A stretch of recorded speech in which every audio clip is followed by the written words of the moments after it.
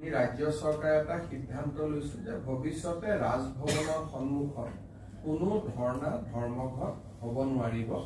আৰু কোনোবাই ধৰ্ণা ধৰ্মঘট কৰিলে যি ধৰ্ণা ধৰ্মঘটৰ বাবে নিৰ্দিষ্ট স্থান আছে তাতে তেওঁলোকে ধৰ্ণা ধৰ্মঘট কৰিব পাৰিব আৰু যোৱাকালিৰ ঘটনাটোত যিসকল লোকে এই গোটেই পুলিচৰ বেৰিকেডাৰী ভাঙাৰ বাবে প্ৰচেষ্টা কৰিছিল তেওঁলোকৰ ওপৰত সিটি পুলিচে ফৌজদাৰী গোচৰ লিপিবদ্ধ কৰিছে একেটা ঘটনাকে ইলেকশ্যনৰ আগত খানাপাৰাত তেওঁলোকে কৰিবৰ বাবে চেষ্টা কৰিছিল যোৱাকালি ৰাজভৱনত কিবা কাৰণত নহয় কিবা কাৰণত কংগ্ৰেছ দলে গুৱাহাটীৰ ভিতৰত বহু দিনৰ পৰা কিবা এটা ঘটনা সংগঠিত কৰাৰ বাবে চেষ্টা কৰি আছে তেওঁলোকৰ উদ্দেশ্য মই নাজানো কিন্তু তেওঁলোকে সচিবালয়ৰ সন্মুখতে হওক বা ৰাজভৱনৰ সন্মুখতে হওক তেওঁলোকে বহু দিনৰ পৰা ইয়াত এটা গণ্ডগোল এটা কৰিব বিচাৰি আছে this is third fourth attempt গতিকে মই ভাবো যে এইবাৰ আমি যিসকলক ভিডিঅ' দেখা পাম যিসকলৰ ফটো আছে যিহেতু পাৰমিশন নোলোৱাকৈ তেওঁলোকে কামটো কৰিছিল আমি কঠোৰ ব্যৱস্থা আমি হাতত ল'ম আৰু বিষয়টো টিয়াৰ গেছতে সমাপ্ত হ'ল কিন্তু তেওঁলোকে আৰু মই পুলিচকো খুজিছো পাৰমিশন লৈছে নেকি নহয় ইনফৰমেশ্যন দিছে যে আমি যাম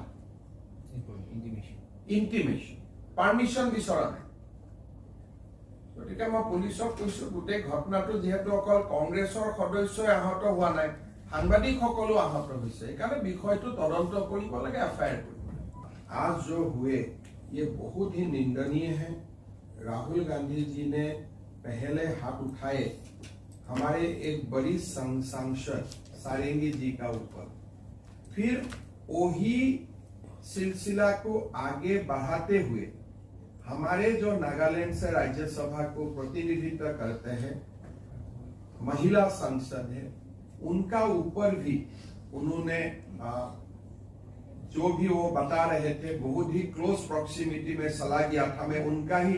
भाषा को बोलना चाहता हूं ये उन्होंने संगठित किया है मैं राहुल गांधी जी को निवेदन करूंगा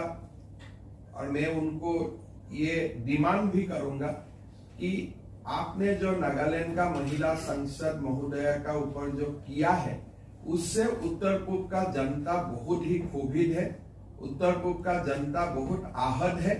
आप जल्दी जल्दी माफी मांगिए इसलिए हमारे महिलाओं का ऊपर आपने जो अभद्र आचरण किए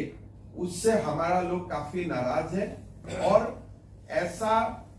बात को हम कभी स्वीकार नहीं कर पाऊंगा मैं आपको पहले तो निवेदन सबका व्यवहार कर रहा हूं बट अगर आप निवेदन में माफी नहीं मांगेगा तब हम हमारा तरीका से आपको फोर्स करेगा आप माफी मांगे हमारा जनता को